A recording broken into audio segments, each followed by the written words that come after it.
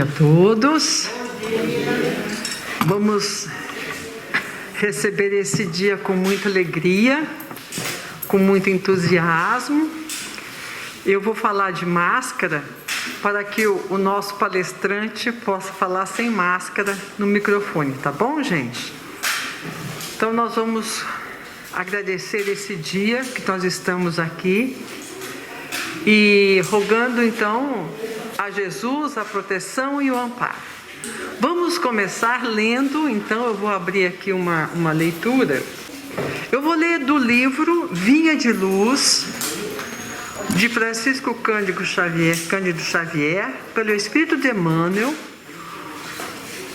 sobre na carta de Paulo aos Efésios, capítulo 4, versículo 32. Antes, disse Paulo, sede uns para com os outros benignos. E Emmanuel vem nos explicando o seguinte: grande massa de aprendizes queixa-se, por vezes, da ausência de grandes oportunidades nos serviços do mundo. Aqui é alguém desgostoso por não haver obtido um cargo de alta relevância. Além, é um irmão inquieto porque ainda não conseguiu situar o nome na grande empresa.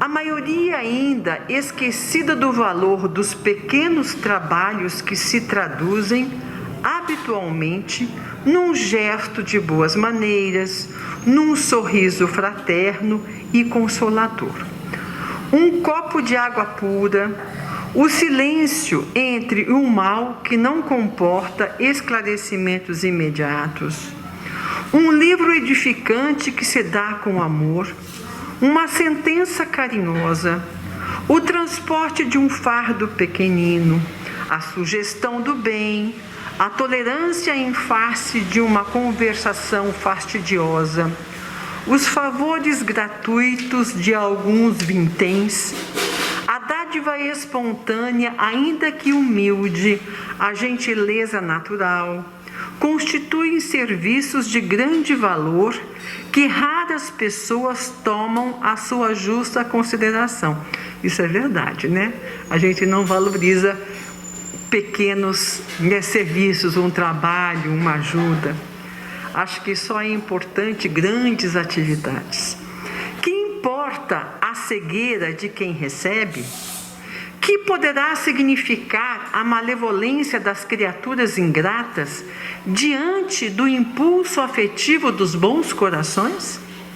Quantas vezes, em outro tempo, fomos igualmente cegos e perversos para com Cristo, que nos tem dispensado todos os obséquios, grandes e pequenos. Não te mortifiques pela obtenção do ensejo de aparecer nos cartazes enormes do mundo. Isso pode traduzir muita dificuldade e perturbação para o teu espírito, agora ou depois. Sê benevolente para com aqueles que te rodeiam. Não menosprezes os servicinhos úteis. Neles repousa o bem-estar do caminho diário, para quantos se congregam na experiência humana. É verdade, né? Essa é uma lição de Emmanuel muito interessante, porque a gente só acha que dá valor às grandes coisas. E às vezes um sorriso pode dar paz para um coração aflito.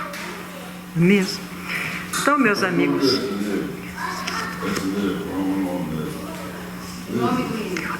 é Vinha de Luz. Depois eu vejo para o Senhor. Então, gente, vamos fazer a nossa prece inicial.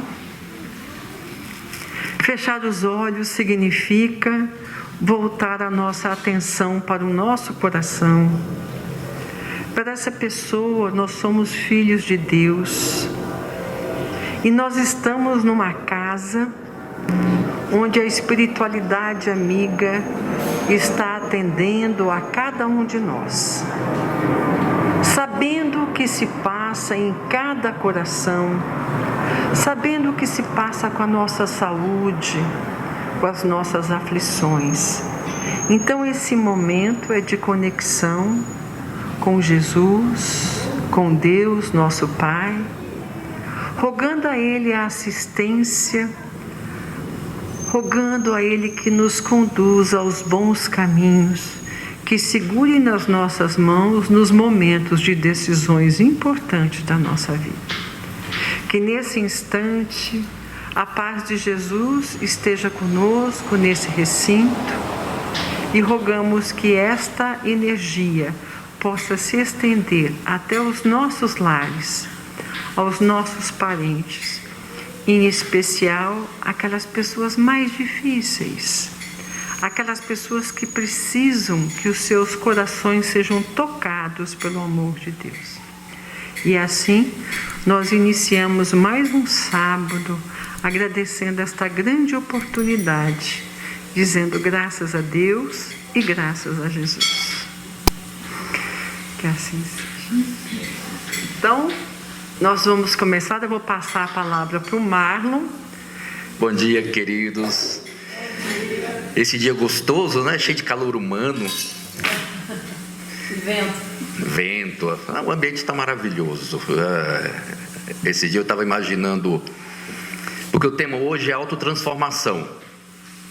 E eu, quando comecei a pensar nisso, eu lembrei muito de Paulo. É o trabalho que ele teve para poder mudar o que ele era, se transformar e virar uma outra pessoa. E aí eu peguei um trechinho de um livro e estava falando que ele estava no deserto em um determinado momento e estava fazendo muito frio. Falei, gente, acho que nós estamos passando por isso também. Acho que o frio faz parte do nosso momento de mudança e de transformação. Mas o tema hoje é exatamente esse: autotransformação. E o que seria isso, então? Todo mundo sabe que transformar é mudar, né? Sair de um ponto e para outro, nós sairmos daquele estado em que nós estamos, irmos para um outro estado. Mas quando é autotransformação, significa que é o ato de nós mudarmos a nós mesmos. Sair daquele momento em que nós estamos para um momento diferente, daquela condição a qual nós nos encontramos para uma condição diferente. Isso só se faz quando nós temos interesse e vontade própria. Por quê? Porque ninguém muda ninguém.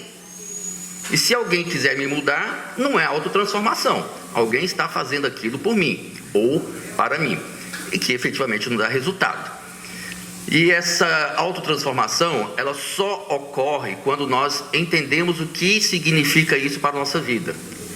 E ela é uma situação de absoluta necessidade para a nossa existência. Para começar, então, eu vou fazer o seguinte. Eu vou fazer umas perguntas, por favor. E vocês pensem, não precisam responder. Tá? Uma delas é a seguinte: você é ou está feliz como você é ou está? Nós somos pessoas felizes como nós somos? Nós somos pessoas felizes como nós estamos?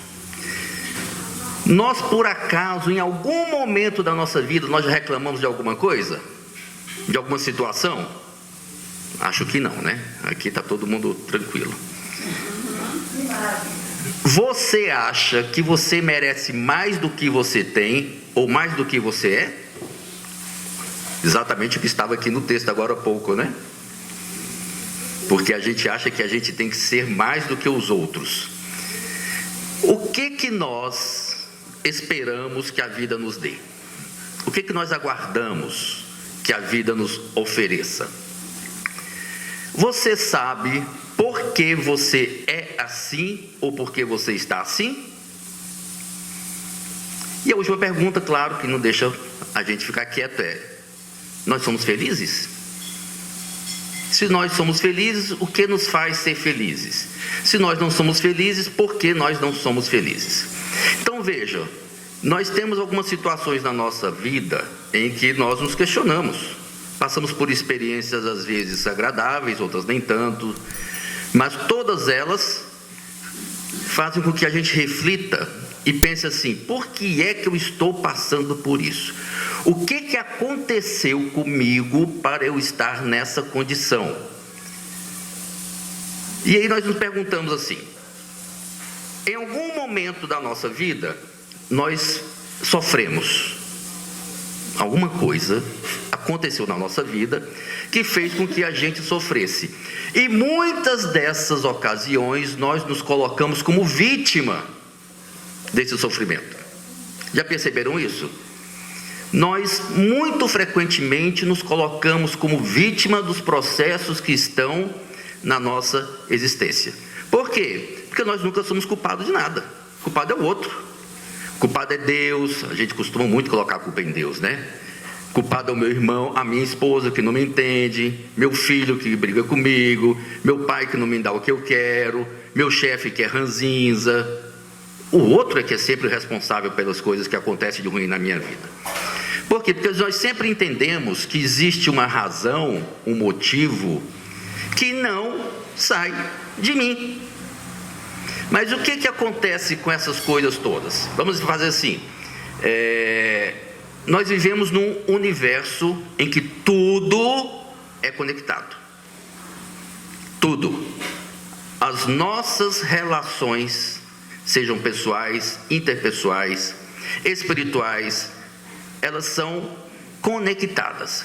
Nós vivemos num universo em que o nosso pensamento, que é a nossa maior energia, a nossa maior força, está ligado ao pensamento de todos aqueles que estão ao nosso redor, e alguns até distantes daqueles que estão conosco. E esse nosso pensamento, ele se transforma em energia. E essas energias, dependendo com a qual nós lidamos, elas são, digamos assim, compartilhadas, usando um termo atual, né? Que se chama sintonia. Aquilo que eu penso gera uma onda magnética que sintoniza com outros pensamentos, outras ondas de igual frequência. Ou seja, aquilo que eu estou passando nesse momento é exatamente igual a que alguém também está passando. Eu posso estar sofrendo, outra pessoa está sofrendo, mas se eu estiver feliz, essa minha onda de energia vai captar ondas de energias de alegria, de felicidade, de prosperidade, de harmonia. E essas ondas, quando elas se unem, transformam o ambiente em qual nós estamos. Ou seja, nós, cada um de nós, somos exatamente aquilo que nós fizemos e fazemos a nós mesmos.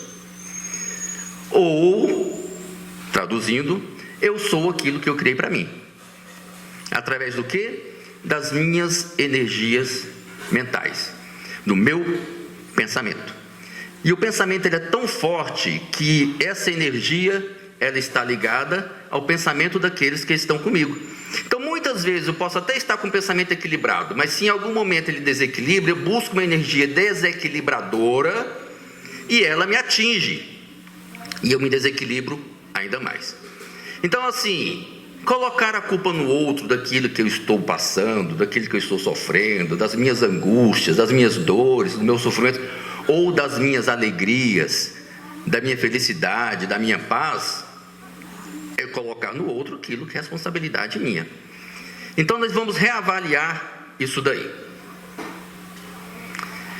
Só que para que a gente possa sair desse estado que nós, digamos assim, reclamamos efetivamente, porque se eu estou sofrendo, alguém fica feliz porque sofre? Eu não conheço. Eu, por exemplo, não fico. Se eu sofro, eu não fico feliz. Eu fico infeliz. E eu quero sair dessa minha condição de dor. Mas para que isso aconteça, tem que ter uma coisa chamada autoconhecimento. E o que é o autoconhecimento? Saber exatamente como eu sou, como eu estou, aonde eu estou e por que eu estou e eu sou dessa forma. Assim, nós vivemos dentro de nós um enorme mundo de ilusão. Já perceberam isso? A gente acha que tudo aquilo que está ao nosso redor deveria ser melhor, porque eu me iludo, porque eu quero que as coisas sejam diferentes para mim, só que eu não faço nada diferente.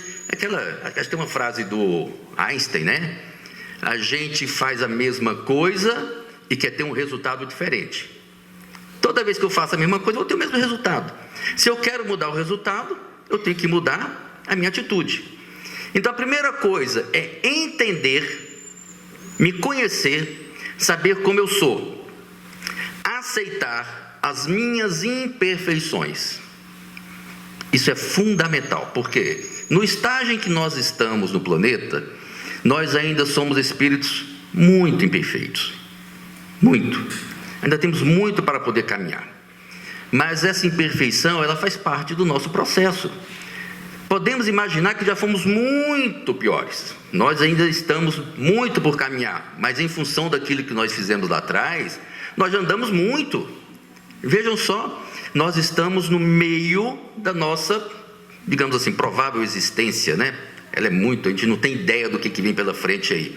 Nós estamos num planeta de prova e expiação, que entre a escala dos planetas, ele está mais ou menos ali no meio, em que o mal e o bem ainda estão mais ou menos iguais, passando para um mundo de regeneração, em que o bem irá superar o mal. E aí é o nosso esforço para poder nos melhorarmos e ficarmos num planeta em que o mundo de regeneração vai estar completo. Mas a gente precisa mudar para poder alcançar esse momento. E quando nós nos entendemos que nós somos pessoas imperfeitas, tem uma palavra-chave para que a gente possa melhorar. Chama-se compaixão. Compaixão com quem? Conosco mesmos. Conosco. Porque nós esquecemos que nós somos filhos de Deus, ainda pequenos. Nós erramos. Nós temos dificuldade ainda de fazer as coisas com muita precisão no bem. Mas no estado em que nós estamos caminhando para melhorar. Então não posso ficar me culpando o tempo inteiro, e aqui a culpa é uma outra palavra, um outro termo, né? Mas ter compaixão pelas minhas dificuldades, pelos meus erros, pelos problemas que eu causo a mim, não posso culpar os outros pelas coisas que acontecem comigo, e entender que cada momento na nossa vida é de aprendizagem. Então tenho que me conhecer, reconhecer que o autoconhecimento é um dos mais poderosos caminhos para a autotransformação. Por quê? Eu não consigo mudar aquilo que eu não conheço. Se eu não sei como eu estou, por que é que eu vou mudar? Eu não sei o que eu preciso alterar, não sei. Por exemplo, a gente vai fazer uma comidinha maravilhosa como essa daqui.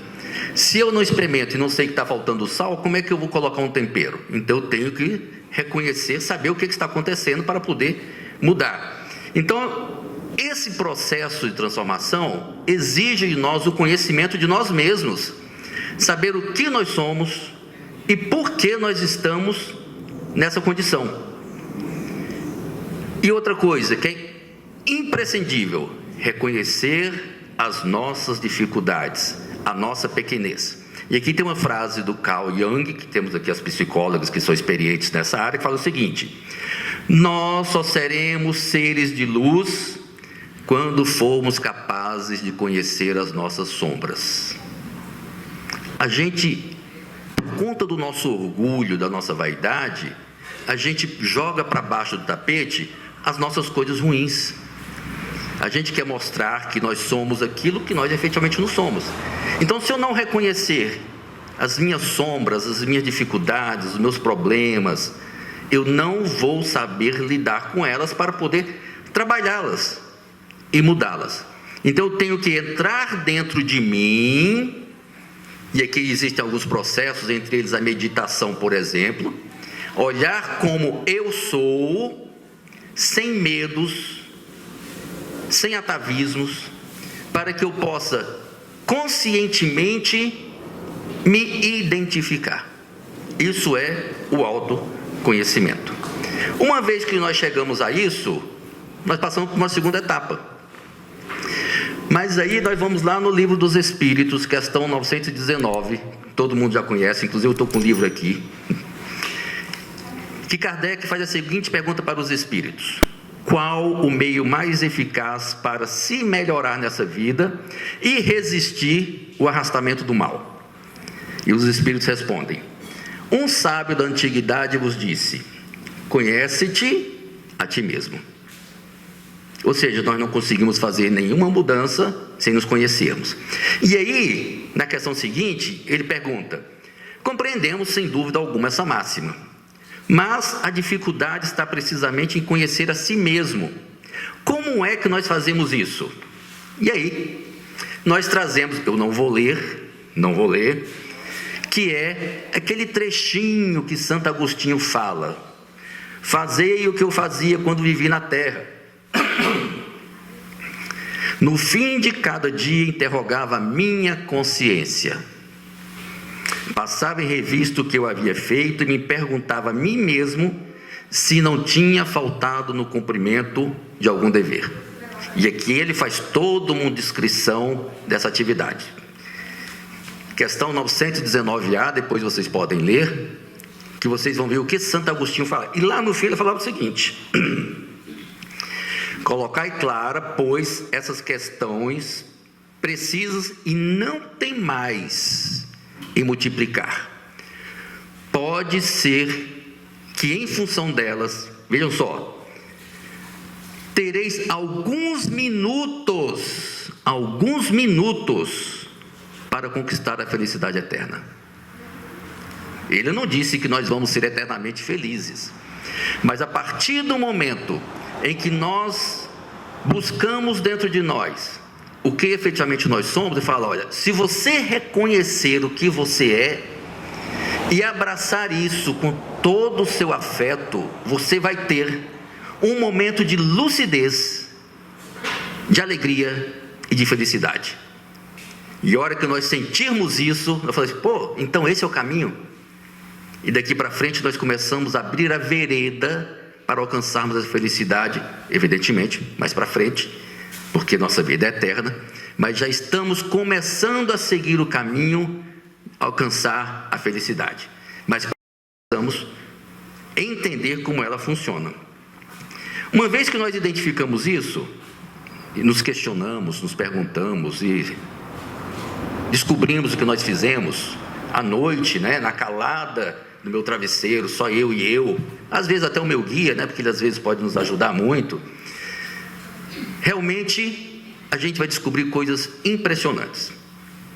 E a hora que nós descobrirmos isso, nós vamos passar por um processo chamado reforma íntima. Eu diria que de todos os nossos trabalhos enquanto espírito encarnado e desencarnado, esse é um dos mais complexos. Porque a reforma íntima é a sua mudança através do seu conhecimento.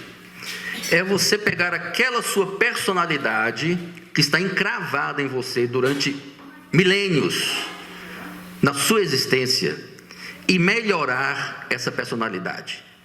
Uma vez que nós reconhecemos como nós éramos, nós vamos trabalhar para mudar esses traços, mudar as formas dessa manifestação.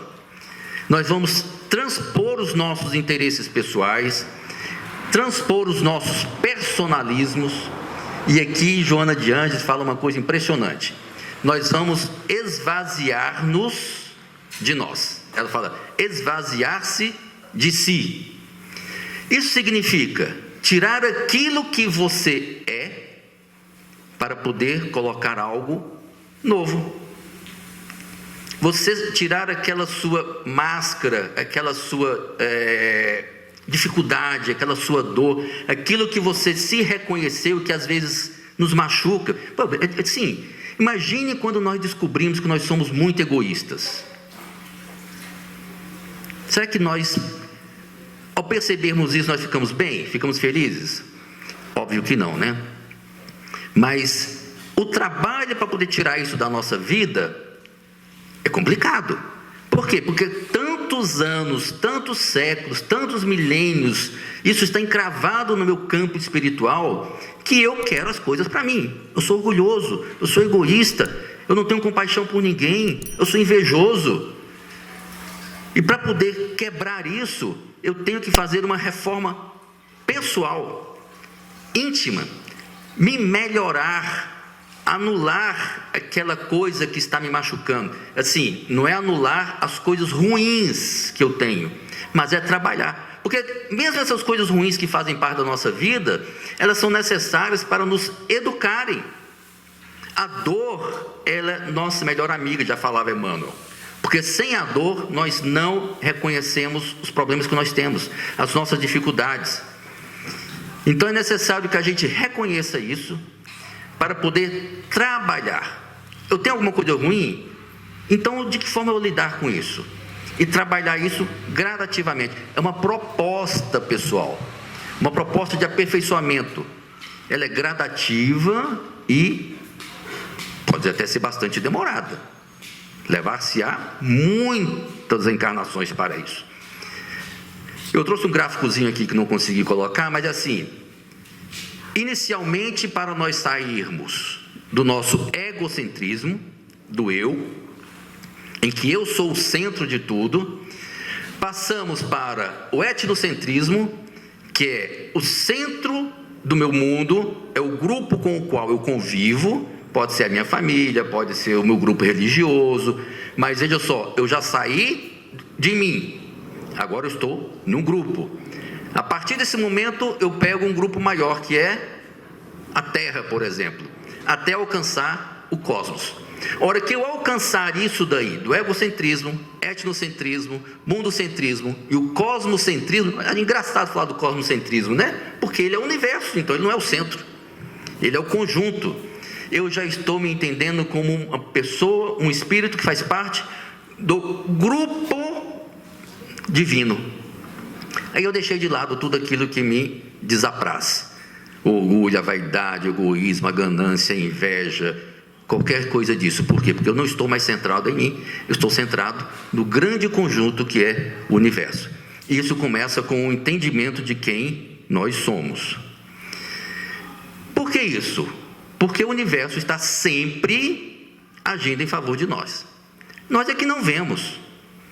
Vocês já perceberam que toda vez que nós temos algum problema, nós ouvimos uma vozinha dizendo para a gente: se acalma, para, reflete, tenha paciência, e a gente não ouve? Esse é o universo nos convidando a refletir.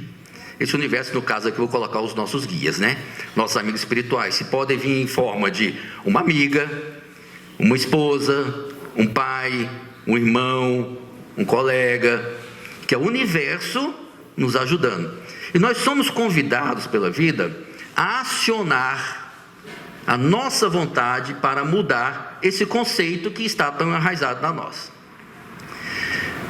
O que significa? Que a vontade, e nós já estudamos muito isso, é a força que faz com que as coisas mudem. Eu falei do pensamento, que é uma força enorme, mas o pensamento sem vontade, ele é inerte. Eu penso, mas eu não ajo. Eu penso, mas eu não falo. E nenhum de nós pode dizer assim: ah, eu não tenho vontade para as coisas. Ele pode até falar, né? Mas a vontade é uma força intrínseca na nossa existência. Deus nos deu esse poder, Ele já nos criou com esse poder. Inclusive, tinha um gráficozinho aqui, lá do livro Estudando a Mediunidade, capítulo 3, ele fala que nós temos a nossa mente. Essa mente tem uma coisa chamada hálito mental, que é a emissão de forças que determinam o nosso ambiente psíquico. Nós falamos disso agora há pouco. Esse ambiente, ele nos traz uma ideia. Tudo começa na nossa ideia, no nosso pensamento. Porque essa ideia, ele é o ser organizado, que é o espírito que organiza essa ideia. Essa ideia, no campo espiritual, ele se transforma em pensamento. O pensamento é a forma. Por exemplo, eu vou falar uma coisa aqui: maçã. Qual que é a imagem que vem na cabeça de vocês? De uma jaca? Não. Por quê? Porque quando eu falei maçã, o pensamento de vocês trouxe a forma da maçã. Então o pensamento, ele gera a forma, mas sem a vontade, que é o movimento e a direção, o pensamento não se transforma. Então, para que nós consigamos movimentar esse pensamento, é necessário que a gente tenha vontade. E quando a gente coloca a vontade em movimento, a gente cria. Já pensaram nisso? Por exemplo, vocês acordam de manhã e querem tomar um café. Não tem café pronto. O que vocês fazem? Eu vou fazer um café. Para quem gosta de café. Pensou. Então você levanta, estou com vontade de tomar um café. Você vai, pega o pó, a água, o açúcar, ferve a água. Não sei como é que vocês fazem um café, né? Eu coloco a cápsulazinha lá, aperto o botão. Mais fácil, né? Mas de qualquer forma eu estou agindo. Foi uma ação.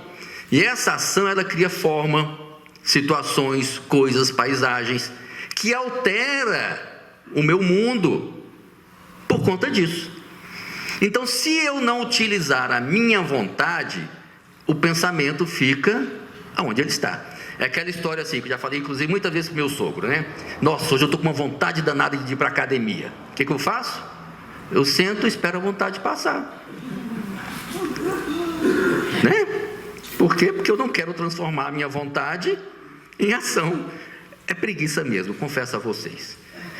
Não tem jeito isso, né? Então nós temos isso como uma ação inerte na nossa vida. Deus nos criou com vontade. Mas a gente, nós não fazemos isso acontecer. Por quê? Porque nós temos uma coisa chamada preguiça de fazer as coisas acontecerem. Aí a gente coloca assim, como aquela desculpa, mas eu não tenho força de vontade para realizar as mudanças que eu preciso. Eu não tenho força para poder fazer as coisas acontecerem. Eu não tenho força para ir para a academia. Eu não tenho força de parar de usar drogas. Eu não tenho força de parar de comer muito. Eu não tenho força para isso, não tenho força para aquilo. Eu tenho vontade, mas eu não consigo, porque a gente não coloca a nossa vontade em ação. Mas aí o que acontece? Nós deixamos de fazer as coisas. Essa vontade com a qual eu estou falando aqui é uma espécie de uma sementinha. A gente pega essa semente, em vez de plantar e deixar ela crescer, um arbusto, depois uma árvore, a gente pega ela e guarda. A gente coloca lá na gaveta e fecha. Por quê? Porque a gente tem preguiça de pegar essa vontade, plantar, adubar, regar, esperar que ela cresça e usar ela. Porque se nós não fizermos isso, nós não vamos atingir lugar algum. E aí eu trouxe uma imagenzinha aqui, que é, vocês lembram aquela imagem da borboleta, que começa no casulo, a lagarta, depois ela vai para um casulo, ela sai desse casulo e se transforma em uma borboleta? Vocês sabem que só se transforma em borboleta se ela quiser sair daquela casca? Vou contar para vocês uma história. Tinha um senhor que ele tinha um lugar maravilhoso e tinha muita borboleta. Um belo dia, uma criança foi lá passear e tal, e viu um casulozinho com uma borboleta que estava começando a abrir. A criança falou assim: meu Deus do céu, ela está fazendo tanta força aqui, eu vou ajudar ela a sair desse casulo. O que ela fez? Ela pegou, abriu o casulo todo e deixou a borboleta sair. O que aconteceu com essa borboleta? Ela não conseguiu voar. Ela só consegue voar se ela conseguir abrir o casulo, porque a força que ela faz para poder quebrar as paredes do casulo é o que fortalece as asas dela para poder voar. A hora que alguém foi lá e tirou o casulo, tirou dela a força que ela teria para poder viver. Então, se nós fazemos as coisas pelos outros, nós estamos tirando deles a responsabilidade de crescer, de ter suas próprias experiências, de mudarem, porque deixou de ser uma lagarta, passou pelo casulo e se transformou na borboleta, que está aí alegrando, colorindo, vivendo maravilhosamente bem. Mas foi um esforço da borboleta, não foi um esforço de outro que veio e fez. Ou seja, se nós não fizermos por nós essa autotransformação, não chegará a lugar algum. Não podemos esperar pelo outro. Eu já devo ter falado para vocês aqui uma história que o Rossandro fala, que uma vez um amigo dele que é... Qual é o nome daquele médico? Endocrinologista. Lembram disso? Que as pessoas vão lá, né, para poder emagrecer, só que elas não querem emagrecer. Elas querem que eles sejam emagrecidos. Por exemplo, tem que tomar um remédio. Ah, não, isso não tem que ir para a academia. Ah, isso... Não, doutor, eu quero que o senhor me emagreça. Dá o seu jeito aí, eu vim para cá para emagrecer. Ou seja, nós colocamos responsabilidade no outro pela nossa mudança. Mas ninguém faz nada por nós. A responsabilidade é nossa. Até aí, ok? Claro? Por enquanto está tudo fácil, né? Vocês vão sair daqui já prontos para poder mudar a vida inteira de vocês. Então, para fechar isso, eu vou fazer um pequeno resumo de tudo que eu falei aqui. Primeiro, o processo de transformação interior não é instantâneo. Ou seja, não é porque eu quero que vai acontecer. Exige um trabalho progressivo, sequencial e muitas vezes demorado. As coisas não acontecem de uma hora para outra. Eu não consigo sair do jardim de infância e já ir direto para a universidade. Eu tenho que passar por várias etapas na escola. Existem etapas que nós precisamos galgar. Eu não vou ainda. É necessário que nós tenhamos perseverança, insistência, determinação e alguma disciplina. Se nós tivermos muita disciplina, melhor ainda, como dizia o Chico, né? Disciplina, disciplina, disciplina. Então, alguma disciplina já ajuda, porque ela já nos coloca no caminho. A hora que eu perceber que eu estou saindo, eu volto. Ninguém consegue fazer isso sozinho. Precisamos de ajuda. É necessário que a gente tenha assistência dos nossos espíritos protetores, porque eles estão sempre ao nosso lado. A gente aqui não liga anteninha para poder ouvi-los, para poder vê-los, para poder senti-los. Toda vez que nós estamos indo para o caminho errado, eles nos chamam a atenção. A gente não ouve. A gente faz de conta que nem é com a gente. Aqui, o cara, vai cuidar da tua vida que eu cuido da minha. Mas eles têm muita paciência conosco. Esses espíritos de luz e, sobretudo e principalmente, a intercessão de Jesus na nossa vida. Porque Jesus é o nosso modelo. E aí, quando eu pensei em Jesus, lógico, eu pensei em Paulo. O trabalho que Paulo fez para poder mudar, gente, impressionante. Quem conheceu Saulo e quem lembrou de Paulo, viu o que aconteceu. Eu vou nem falar aqui, porque especialista aqui é a Inês. Então, vocês só pensem em o trabalho que Paulo fez. Evidentemente que a gente não vai ser nenhum Paulo, mas nós podemos ser alguma coisa mais simples. É questão de começar. E a doutrina espírita, essa que nós abraçamos, que nós amamos, é um tratado maravilhoso de crescimento integral. Precisamos valer então dos seus ensinamentos. Quando nós pegamos, por exemplo, esse pequeno trecho, questão 919 do Livro dos Espíritos, que fala de Santo Agostinho, ele dá uma aula aqui de como é que nós podemos. Agora imagine todos os outros livros.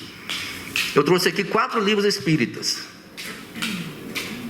Imagine todos os outros, o que o Espiritismo não pode fazer pela nossa vida. E esse processo de crescimento, ele gera alguma dor, muita não, alguma, mas são as dores do crescimento. É diferente das dores do martírio, em que nós buscamos sofrer pensando que aquilo ali vai nos ajudar, em que me martirizo, falo assim, nossa, eu estou fazendo alguma coisa aqui pelo bem da humanidade. Não, isso não ajuda em absolutamente nada.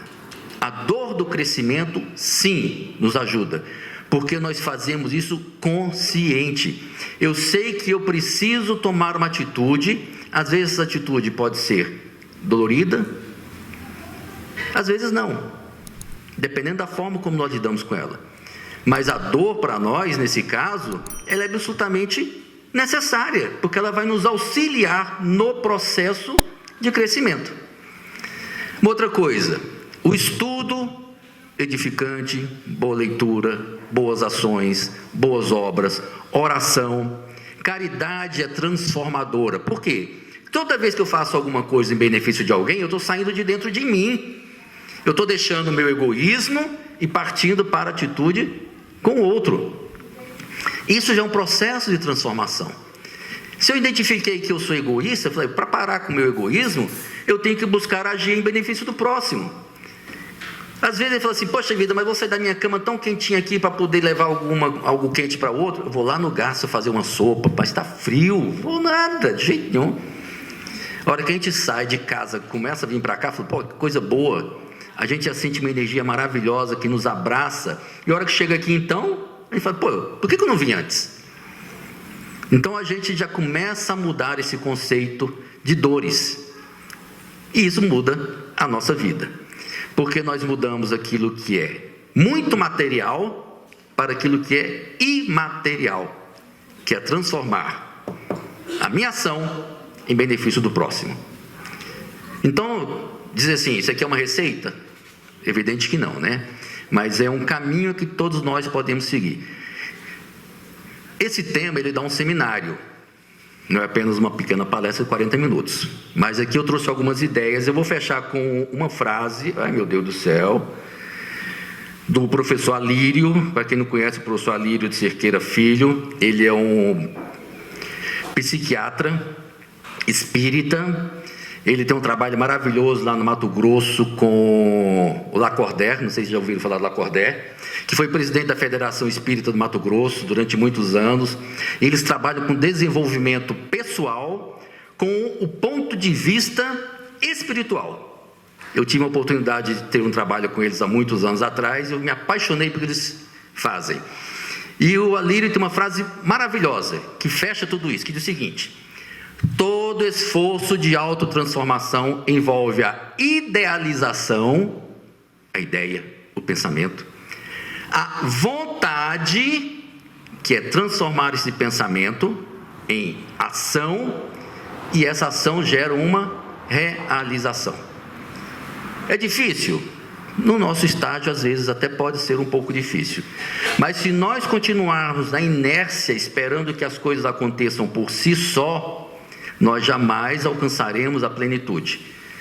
Uma vez que nós temos o conhecimento que a doutrina espírita nos dá, conhecimento que a psicologia nos dá, que a psiquiatria nos dá, que a meditação nos dá, que outras pessoas nos apresentam como caminho, nós não podemos dizer assim, eu não sei como fazer. Nós não podemos dizer que somos ignorantes. Então o caminho está aberto. Agora, partir depende de cada um de nós. Então, o processo de autotransformação é único e exclusiva responsabilidade individual. Então, gente, muito obrigado, Marlon. Muito esclarecedora. E nós vamos agora para a fase seguinte, que é o passe. A equipe já está a postos. Nós vamos sentar confortavelmente, reconhecendo a importância desse momento. Esse momento em que as vibrações de amor do alto estão chegando até nós, chegando até o nosso coração, fixando essa vibração amorosa tão importante para a nossa vida. E através da oração, nós vamos nos conectando com Deus, nosso Pai, agradecendo a Ele todos os momentos da nossa vida, até aqueles momentos que nós não achamos muito bom, mas o Pai sabe por que estamos passando por este momento. Respiremos essas vibrações amorosas nesse instante. Vamos encher o nosso ser de alegria e bem-estar. Esta vibração cura, esta vibração equilibra, essa vibração nos abraça, nos dando o consolo e o conforto necessário. Nessa situação, Jesus, nós oramos, agradecendo sempre de coração tudo que temos recebido. Que as suas mãos amorosas abençoe a todos nós, a todos os nossos companheiros nesse momento que sofrem, não só o sofrimento da dor física, mas aqueles que estão desalentados, perdidos, desamparados nesse mundo. Que eles possam, Jesus, neste instante, como nós, ter um momento de paz, um momento de consolo. Abençoe, Jesus, todos os nossos irmãos nos hospitais nesse momento, que necessitam de uma assistência médica eficaz, de uma assistência espiritual que também ampare e console. Obrigado, Jesus, por estarmos aqui nesse momento e que nós possamos sair daqui e aonde formos, irradiarmos esta vibração que estamos recebendo. E assim, Mestre Jesus, nesse instante muito importante das nossas vidas, nós oramos.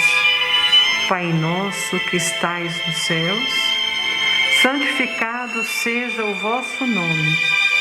Venha a nós o vosso reino. Seja feita a vossa vontade, assim na terra como nos céus. O pão nosso de cada dia nos dai hoje. Perdoai, Senhor, as nossas ofensas, assim como nós perdoamos aos nossos ofensores. E não nos deixeis cair em tentação, e livrai-nos de todo mal.